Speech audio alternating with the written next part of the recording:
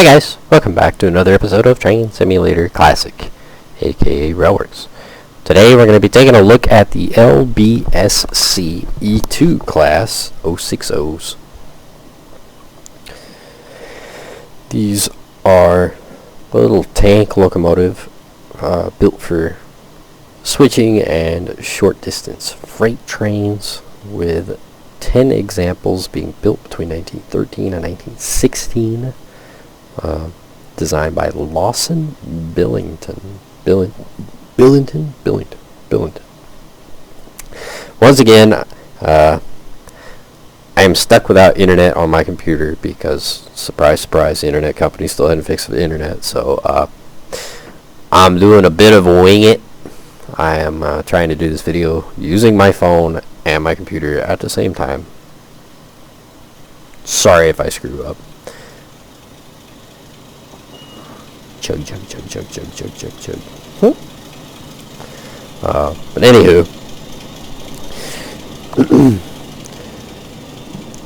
this locomotive is probably going to be immediately recognizable to a great many rail fans around the world that probably grew up with a TV show called Thomas the Tank Engine.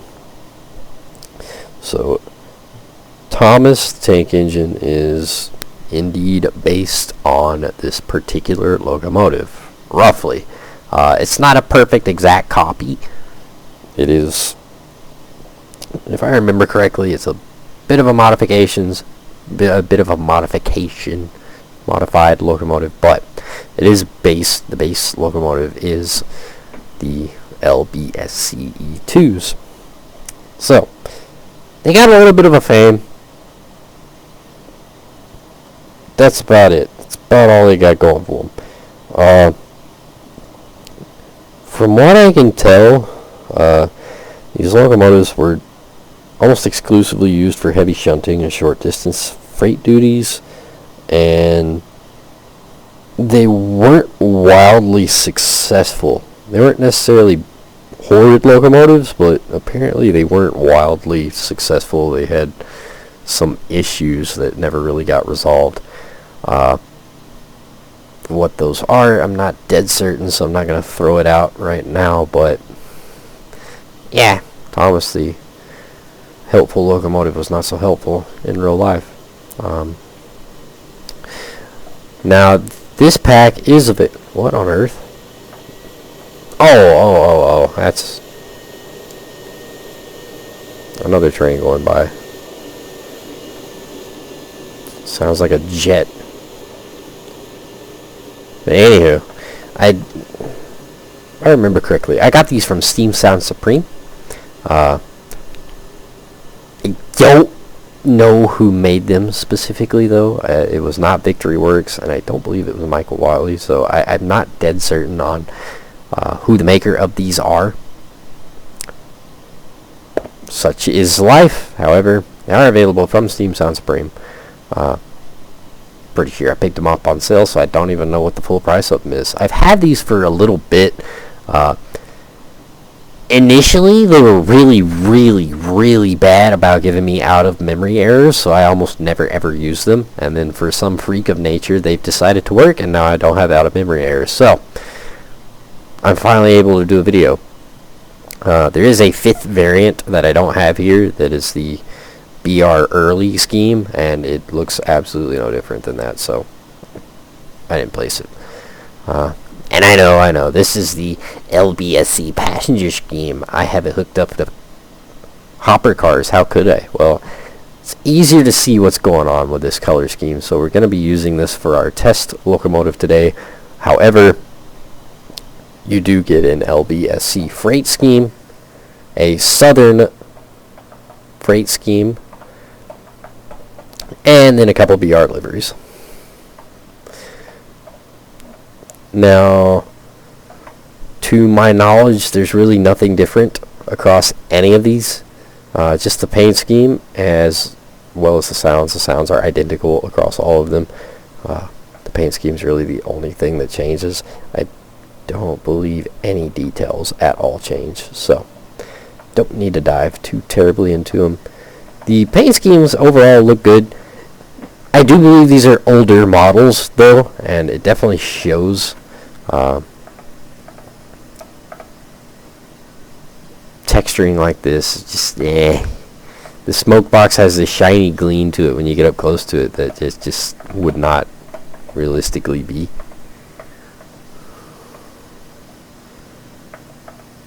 And the boiler is so very noticeably one color, while the rest of the locomotive is a completely different black.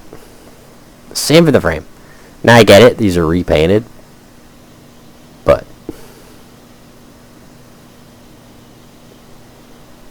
clearly you would be painting something else. I actually really enjoy the LBSC freight scheme. I love the red pinstriping. It just looks awesome. Lettering, a little bit blurry up close, but overall it looks really good. The stripes look really, really good. Again, really weird shiny texturing that I'm not a fan of. The southern green striping instead of the red on the LBSC black frame. Again, looks really good. The detailing overall is really nice. I'm not a fan of the brass texture. It's definitely not the best I've seen in game. It just looks yellow. Almost looks like gold. Not really brass. Oh well. As I said, I do believe these are a little bit older, so probably an older texturing technique. Oh well. These do have modeled inside frames.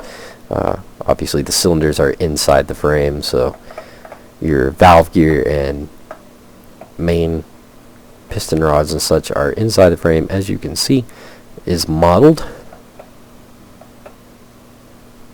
Really cool. It's nice to see stuff like that modeled when you can. I get it, you really can't see any of it in operation outside of through this hole right here. And you can kind of see it from here, but not really well, so it's not a huge thing to be modeled, but it is nice when it is modeled. So, let's dive into it.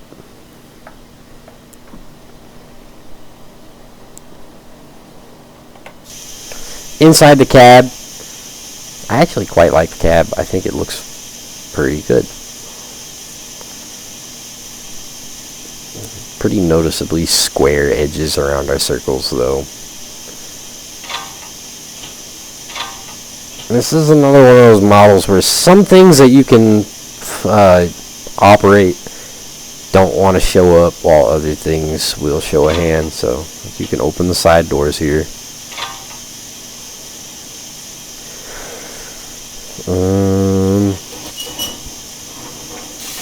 Coal box,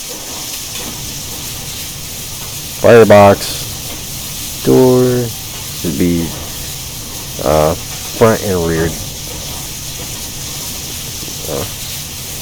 Dampers rear.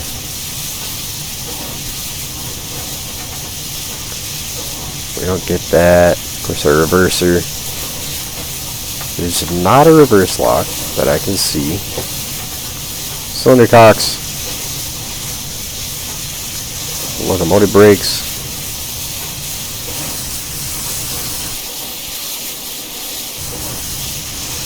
Of course, the coal door here controls the stoking. Let's see. Exhaust injector.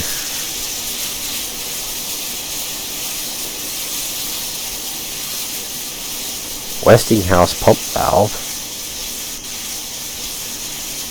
Left spectacle. I don't know why I just get a kick out of that word. Blower. Train brake. Small ejector.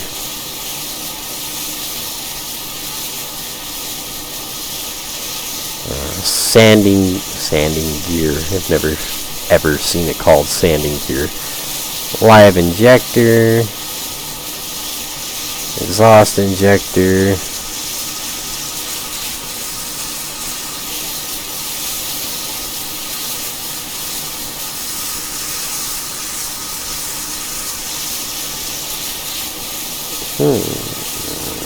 Don't see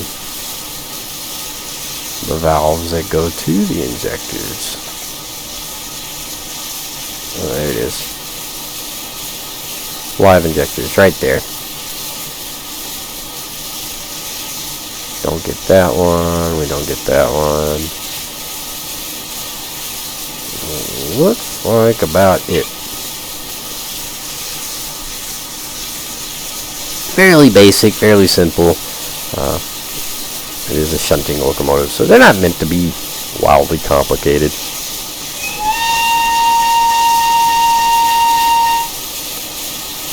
The whistle's not horrible. It has a very noticeable loop to it, and it has no ending whatsoever. It just cuts off. The B key will play various tunes.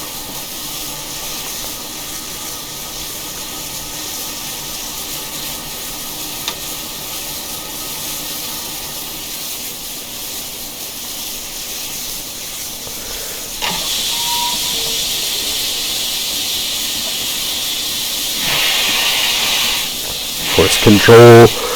1, 2, 3, 4. Change your headlights.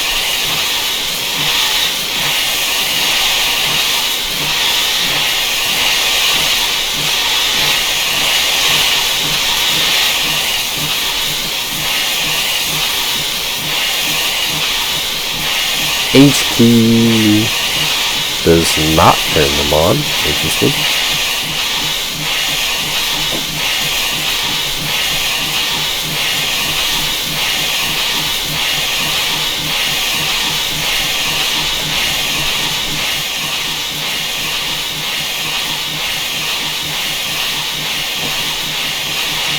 Ah, balls.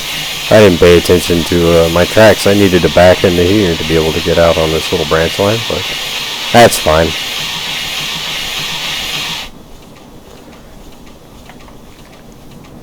The smoke, I'm not a fan of. The steam, I'd wish it faded more. But the smoke, I don't really like.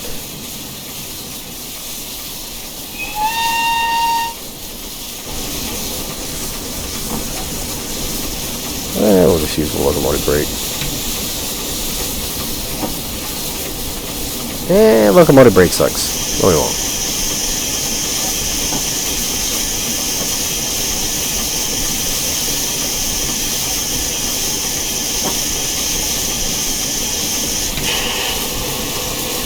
Train brake kind of sucks too.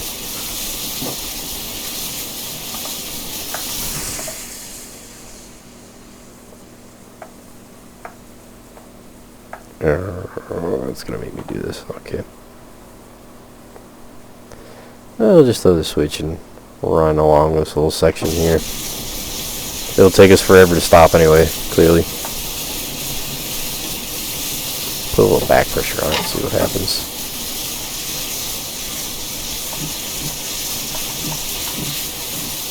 Back pressure, much better than brakes.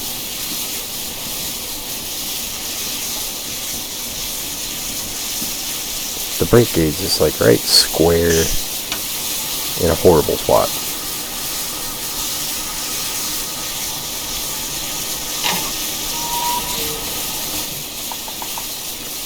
Now the physics are alright. Pretty much immediately cuts pressure in and out. Doesn't really fade in and out, unfortunately. I really like the chuff sounds though. I like that really deep. Very nice sounding. I don't like the sparks.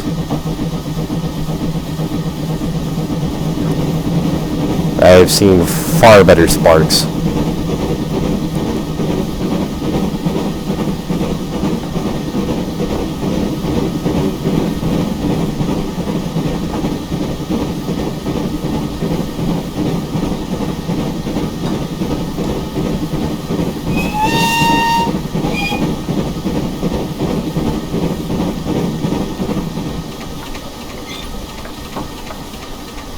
Overall, it's got some pretty nice sounds. You see the valve gear and the main rods moving inside there.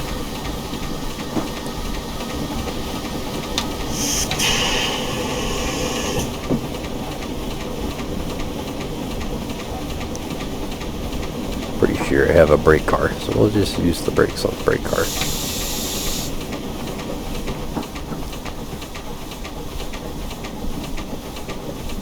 Nope, don't have a brake car. Oh well. But anywho, the sounds are pretty good. You know, I like them overall. The whistle, as I said earlier, it's got a very noticeable loop to it, but the actual Jeff sounds, I really like how deep they are. It sounds so nice. Those idling roll sounds are not terrible. It's just not a lot to them. And bam. That's really about it. It's a fairly simple locomotive. It's not really an advanced model, so it's pretty easy to pick it up and go with it. So hope you guys enjoyed the video, and I will see you guys next time.